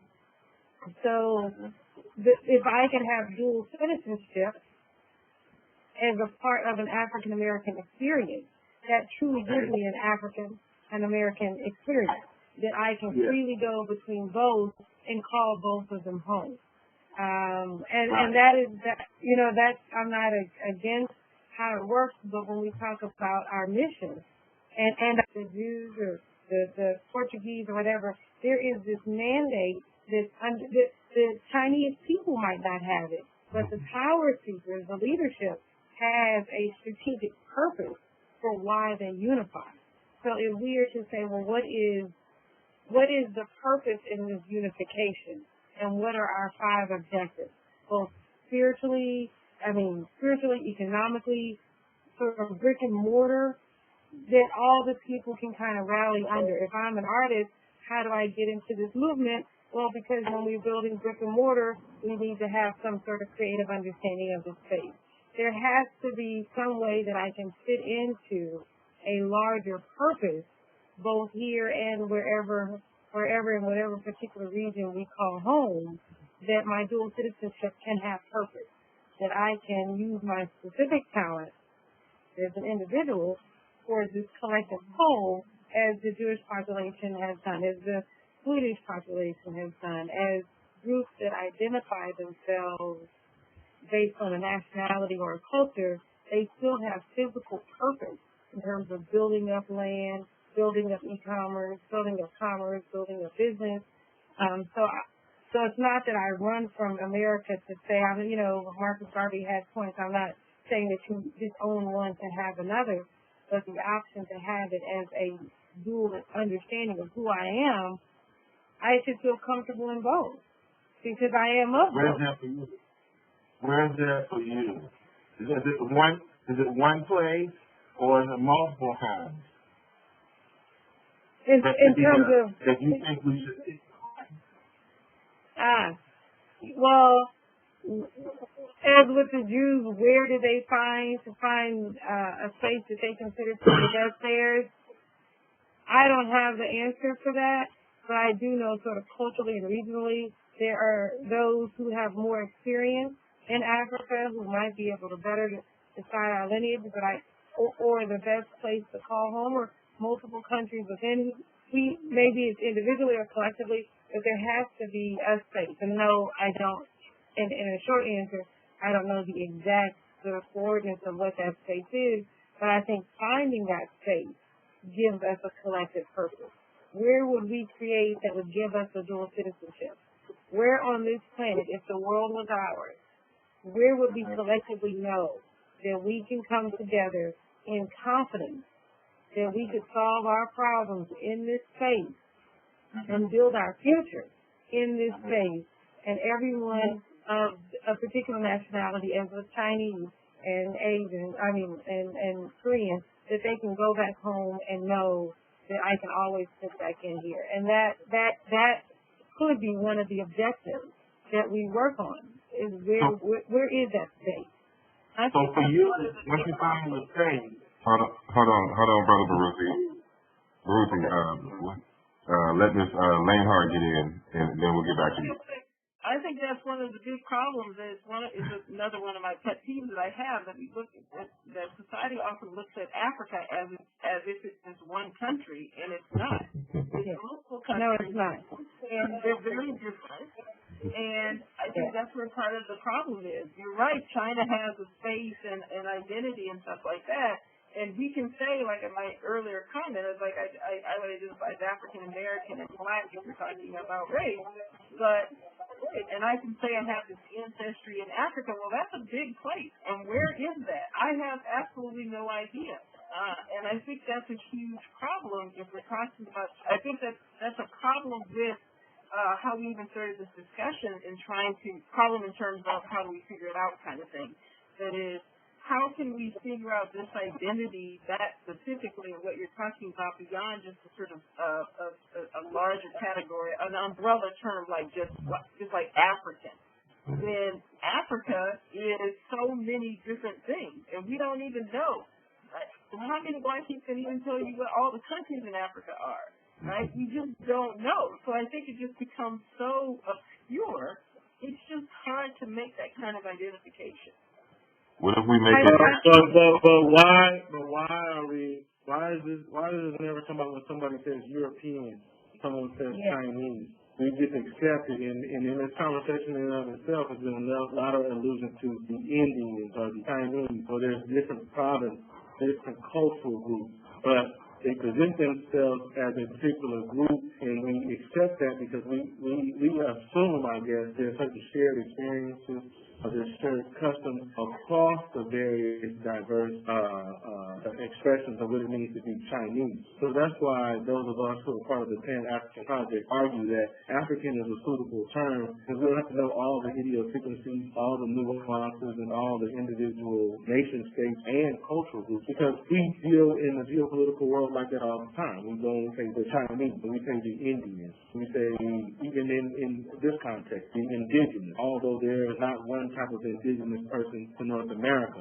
So that's where we have a problem, is that when the African comes up, then it becomes a very nuanced, very specific, and detailed conversation. But we don't get into that with other groups, because we're not even talking about African in that sense of knowing every single language, every single custom, or a trace on the map. We're talking about a unified set of characteristics that we want to present to the world that defines us in our humanity. But it makes a difference because in China sees itself as a unified entity. It's been a history in terms of where the government reacts. That's not the case in Africa. That's governmental. That's not the people. That's why you still have issues with that. And you have issues with Korea. You have issues with other places. Because China, that we know, is a part of an imperialist project as well. So if you go and talk to individual Chinese, a lot of people have resentment as saying they're Chinese. But we get a government position which is different than the people. And a perfect example of that is America. How many Americans, Black, white, brown, or other, know every state, every city, every capital in their own country, let alone from the outside looking in? How many Northern Americans want to be remotely identified with being Southern? I think recently, in terms of branding, the world thinks that America stands united, when actually internally someone from Austin is not going to say they're from Biloxi, Mississippi. That's not me. You know what I mean? I come up very different. So I think within our own current nation, there are unspoken understandings of lines, but there's a collective governmental, as Lasana said, sort of branding of who we are. Although individually and personally and regionally, we're very, very, very distinctly different, and we don't even understand our own land.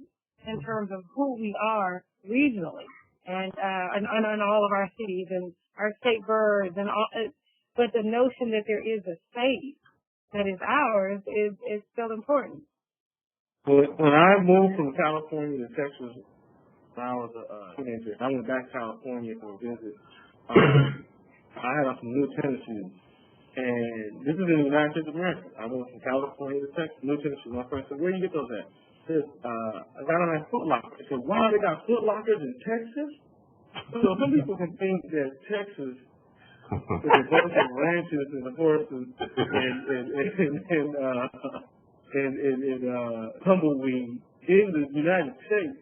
Imagine the kinds of imaginations that people have about places outside of the United States. When people say, "Wow, they have Foot Lockers in Texas," so yeah, they have malls. They have malls in Texas. I mean, so this is just within the context. And the reason why I'm bringing this up is not just kind of Dr. Lane Hart. I understand exactly the points you're making. What I'm saying is that the Pan-Africanist Project is not about geography, and it's not about when I first deal with I got a presentation called "You're Black Now What?" And I deal with 3 issues: what's the difference between nationality, ethnicity, and race. A very loose sense that those are very loaded terms. Except for nationality, we pretty much know what a nation state is. But I say, put a picture of Femi Kuti, who's from Nigeria, who comes from a Yoruba background. I put a picture of Mama Africa in South Africa, and I believe she's Dosa. I put a picture of Jomo Kenyatta from the Nkolia Indian people in Kenya. And I put a picture of Anwar Sadat, who at one point was the head of state of Egypt. I say they all have different religions, they all speak different languages, they all have different customs. Which one is the real and which one is the most African? Who's the most authentic African? Is it Anwar? Is it Jimmy? Is it Mary McCabe? Or is it Jomo Kenyatta? And like, no, people say, no, none of them are more African. I said, but they all have different languages. They all have different religions. They all have different cultures. They all have different ways in which they express their Africanity. But they are African people, and there are things that tie them. And the same thing with the African in Jamaica, and African in Haiti, African in America.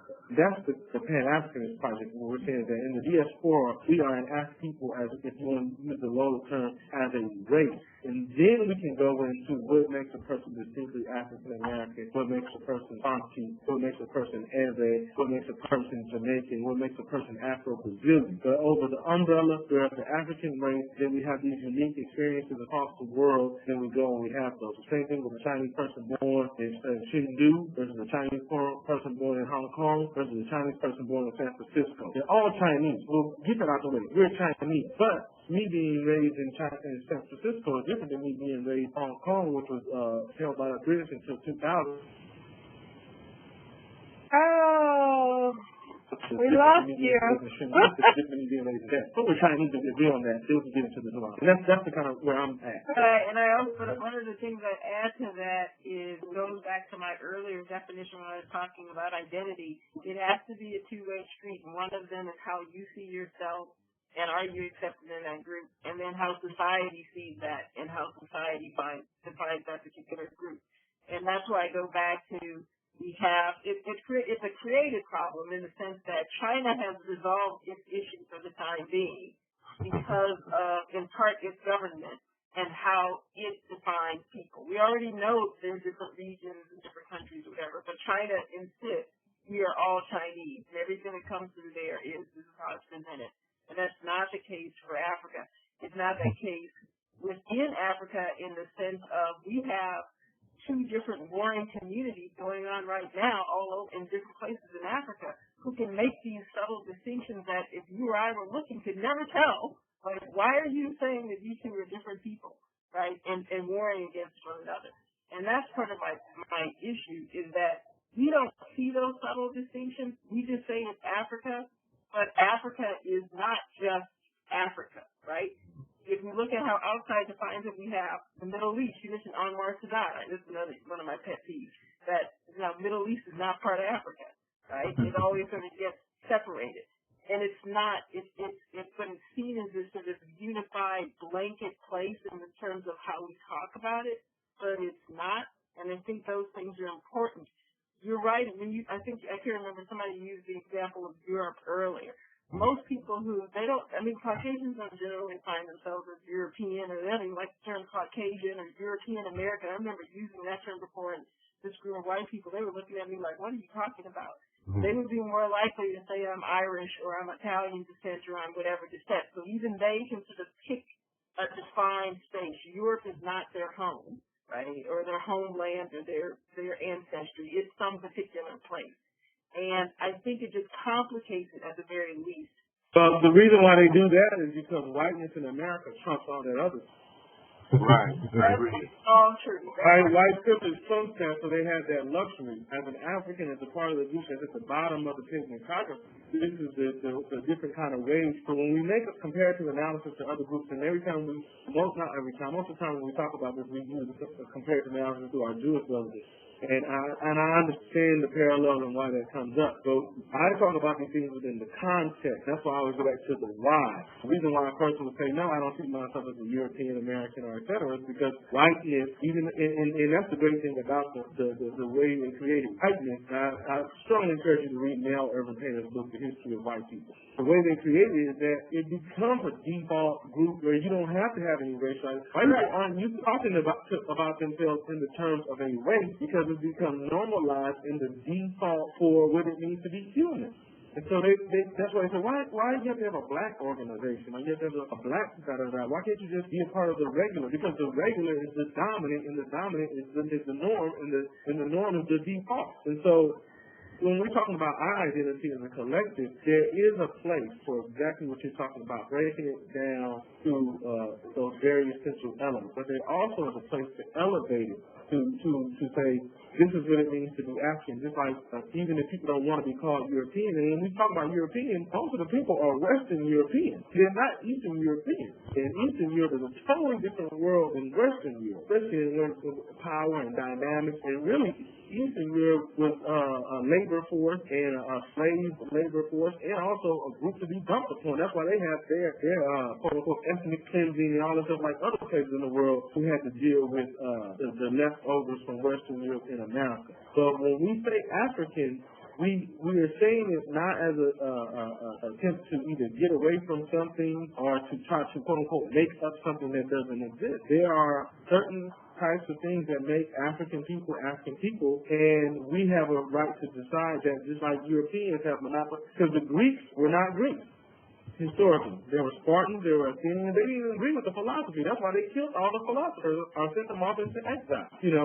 Europe was not Europe. It was full of people of Visit, Gauls, or what have you. So what I'm talking about in the world in which we present in the project, they didn't realize there's more value to present. Even though they've had European world, global imperialist World I, European imperialist World War II, they still position themselves as a united front, even though they're naming and killing each other on who's going to dominate and how they're going to dominate. Right? Because they understand as a project, that is a project academically, and as far as power, it's better to present it as that. When you see a picture of President of the United States sitting next to Winston Churchill, sitting next to Stalin, Franklin Delano Roosevelt, they all sitting there presented this united front. After they just got through bombing all of people together, right? And so we're saying that as an African project, we present ourselves as we're an African, then we get into the nuances after that, instead of working and saying, well, let's get through the nuances. Because what I'm saying is that it's been a strategy to constantly point out the differences in African people to maintain the hegemony of European people. That's a strategy, to constantly talk about how we are not a unified people. All right. I know Dr. Lanhart has to leave, and we kind of started late because of testing and technical difficulties and power outages in this realm. So I will give her a final word before she leaves us. And so go ahead. That's unfortunate. This is it's an interesting discussion, and I appreciate the comments that Asar made. I could see that we could sort of go on with this, but it's part of it is you're right. It's very complicated. One of my earlier my master's was on medieval studies, and so I looked at the history of the English language. So you're right. It's a complex thing that's occurred in Europe itself. But it's a history that has developed, and we only know it from what we can see right now, right? Nobody talks about the Angles, the Saxons, and the Jutes, and looks at talks about Old English. We don't talk about Europe in that way anymore. So what we're seeing right now in the present and how we look at Europe and what it is, I think we're going to have to start from there because that's what people are working with. And if we look at it from that particular perspective, I think you're right. Whiteness is, I used to do, I haven't done it since I've been here, but a class experiment that I would do when I taught my language in the African American community class.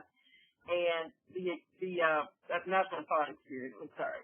But it was a sort of this circle concept of where you have whites and blacks, because at the University of Georgia, that was pretty much it. Rarely would I have someone who was Latina or anything else, right? So it's black and white. And the white students never could identify themselves as white, right? It just didn't happen. The black students immediately were black, right? Regardless of where we came from or whatever, we're black.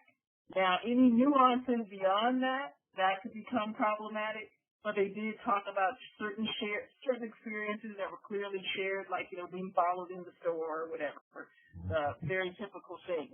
Well, white students could not, I don't care how far the conversation went, they could not do that. They could not, I'm female or I'm Georgia or whatever, but none of those sorts of things. I'm a blonde. The luxury that the power group has isn't necessarily a luxury that we have. And I think if you're trying to create an argument to move yourself outside of those constraints, I guess I see it as you can't use the master's tool to defeat the master, right? You have to, it's the sort of same thing that we deal with in society. We have to be better, right, in order to be mediocre, right, or at least seen as mediocre. We have to be excellent in order to just get to that level. And I think the same thing happens with here. We have to be able to make those sort of clear identities for ourselves, despite what happens outside of that group, but still realizing that society still makes particular sorts of assumptions. And so we can deal with our part, our half of the identity equation, that is who we are, where we come from, how we see ourselves, who's in that group. I think it's going to be difficult to move that conversation to where you want it to be. All right. Well, we thank you, Dr. Lanehart, for engaging with us in this lively discussion, and we hope in the future that you can join us for more discussion as we think of stuff to talk about. Huh? Oh, you're welcome. And hopefully we won't have as much technical difficulties. Again, this is our first time using this software, so I'm getting to know it. And by the next time it'll be a full, cable production, with all of us, But we appreciate you. Thank you for joining us, and we'll talk to you soon. All right, thank you. And we're talking to you. So I have to go too. So how are we going to wrap it up? All right, I'll ask one last question in regards to this, and I'll let each of y'all weigh in on it, and then we'll wrap up with a final word. But in the discussion, Dr. Lanehart talked about bless you. Yeah, the Lord be with you. Dr. Lanehart talked about not necessarily knowing the specific background in terms of African Americans and historically beyond slavery and in terms of identification. Now, me personally, I think that we have enough history and enough creative input that in terms of population-wise, that we can be and are our own entity within a larger, African context. But of course, part of being African American is living with this memory loss of exactly where our individual families come from. Now, technology, here's where the question comes in. Technology now has allowed us to be able to trace at least into the general area of where our maternal and paternal ancestries derive, at least within the past 500 years. I, for instance, have taken the maternal and paternal test. Maternally, I'm from Mozambique. Don't know specifically where. Paternally, I'm from Western Europe. Don't know from particularly where. The haplogroup that defines my paternal is a very common haplogroup amongst the Southern British, the French, the Basque, and the Spaniards. So it wasn't specific. But my family originating from Louisiana, I'm going to say, and plus our native last name, I'm going to say that they were British. Well, actually, excuse me, Scottish. But anyway, so the question comes now that how does, since we have this we have this ability now to trace our ancestry, and some of us may have ancestry in areas where we thought we didn't have ancestry.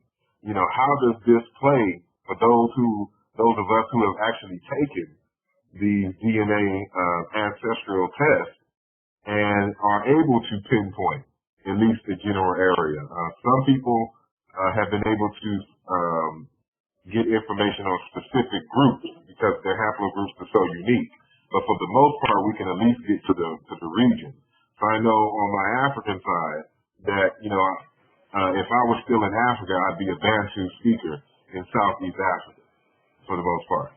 And but there's this European aspect of it that, you know, and according to mine, this was during slavery. So I doubt that this was a mutual relationship that went on at this particular time. But, you know, that is biologically, you know, part of the makeup. So how does the technology now affect our identity and us trying to create an identity for ourselves as African Americans? What is, if we are multi-genetic, you know, how does that affect us coming together as one group of people? And I'll let Baruti start off. Well, my thing is, even if people are able to trace the genetic origins on mother and father's side,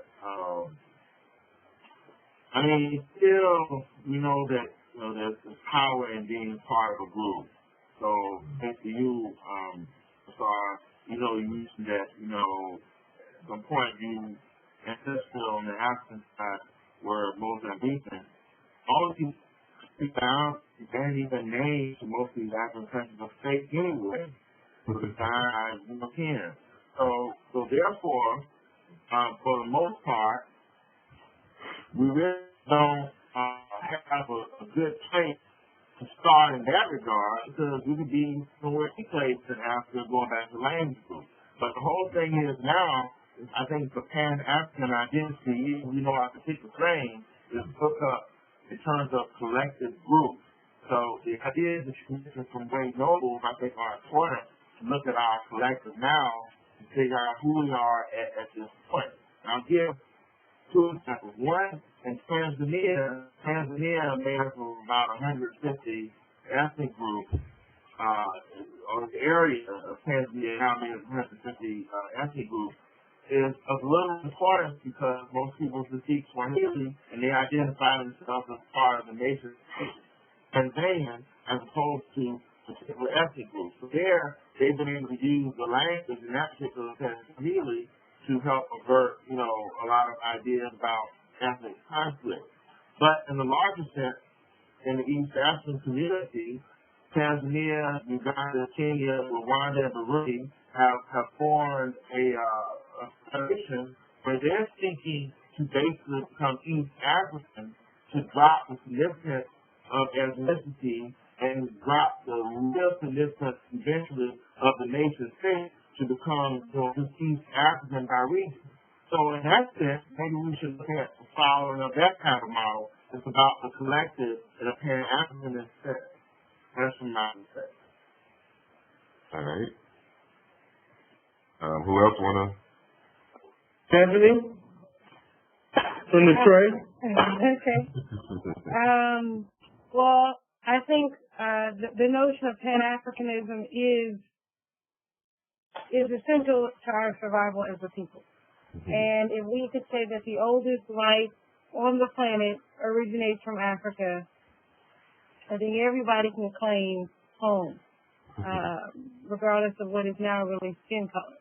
If you take a European and give them the same test, and they were able to prove that they are actually from, West Africa, which one would they pick? They'd pick the one with the best brand.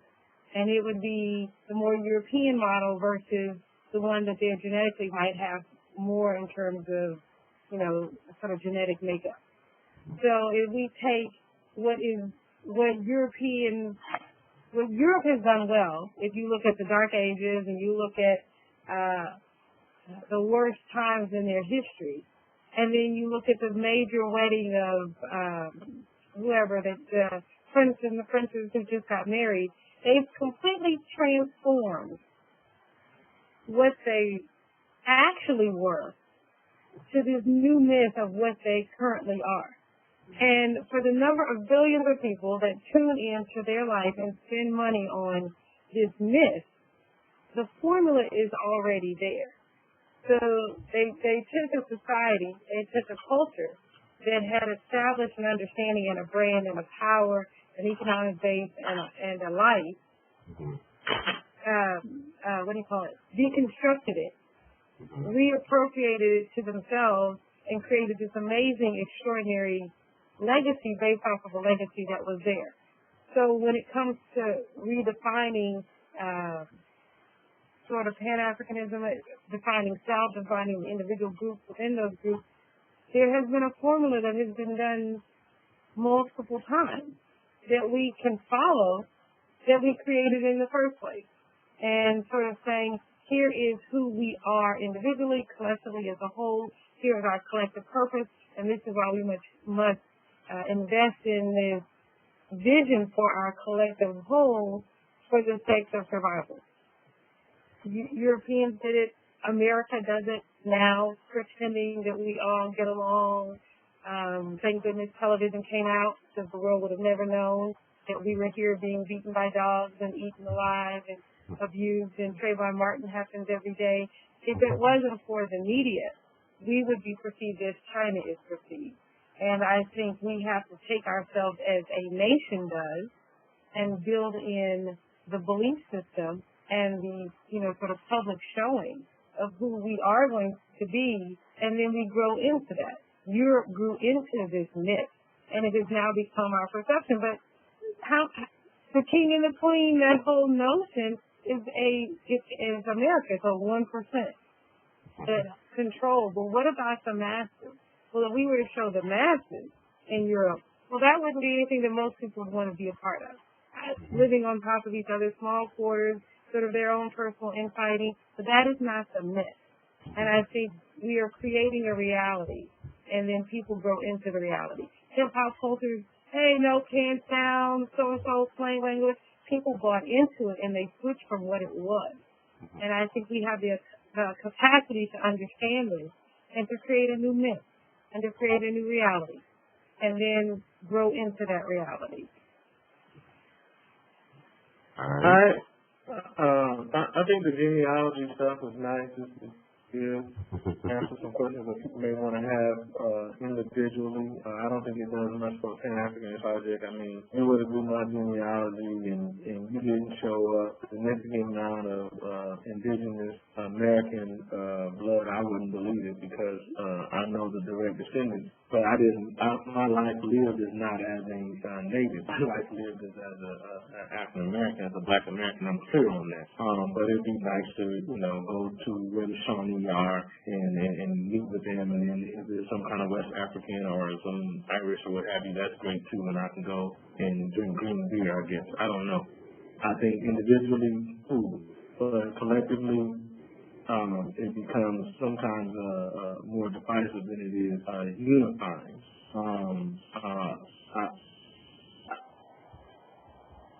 You guys are familiar with James Meredith, the brother who integrated Ole Miss? I'm not. James Meredith is the guy who integrated Ole Miss, and what he did was, was part of that whole project where black people were integrating Southern institutions, and then basically he did what he called a march against fear. You should look this up on the internet when you get a chance. March against fear, and basically it's going to be a one-man march across the South. And about a few hours into the march, he was shot with a shotgun. The march didn't last too long, and he was shot down. He survived it, and you have to see the picture on the internet. It's tragic that he got shot, but it's hilarious. March against fear. It didn't last that long. And that was led to the march that Dr. King and Kwame Ture led, where the whole Black Power, et cetera, et cetera, et cetera. But anyway, James Meredith, who integrated Ole Miss, had federal authority into the school. James Meredith, who said he was going to do a march against fear by his damn self and got shotgun. To this day, does not claim that he's a black man. He's an Indian. He's what? A Native American. When he goes and does public speeches, I'm more Indian than anything else. And he may actually have an argument. He may be actually trace his bloodline to the Native American. But if integrating Ole Miss, getting shot against the march against fear, which led to one of the largest mass demonstrations in American history, is not the African American experience, I don't know what is. I don't know what more of a black experience you can have in the 60s in the South. But his individual identity, he refuses to do that. And this is what I'm talking about, the whole concept of customized individualization. It has a place for it, and there's some advantages to that. But when it comes to collectively organizing people, power, and for agency, it becomes problematic.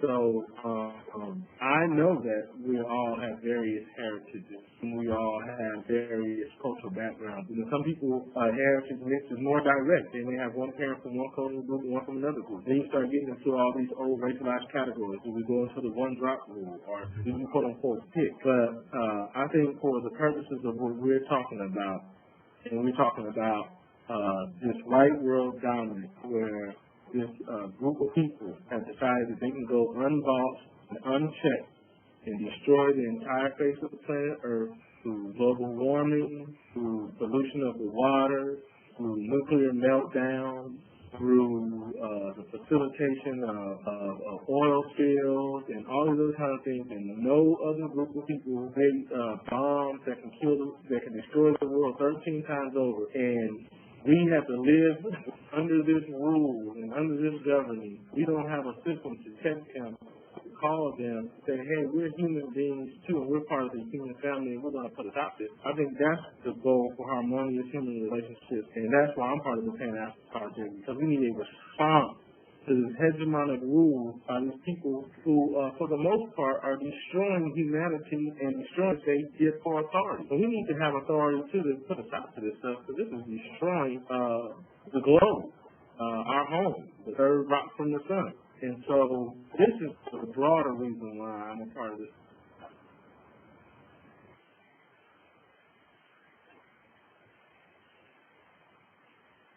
And it looks like Awesome. we lost him again.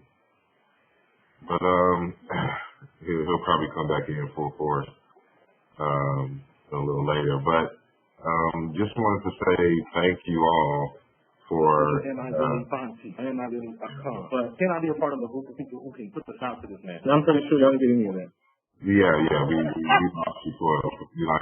It was the longest we had you, but then we lost you. Yeah. I'm pretty sure y'all didn't get any of that, but that's okay. We got a lot. We got your purpose and your point. It was well done. It stopped right at the end of a sentence, so it was great. Okay.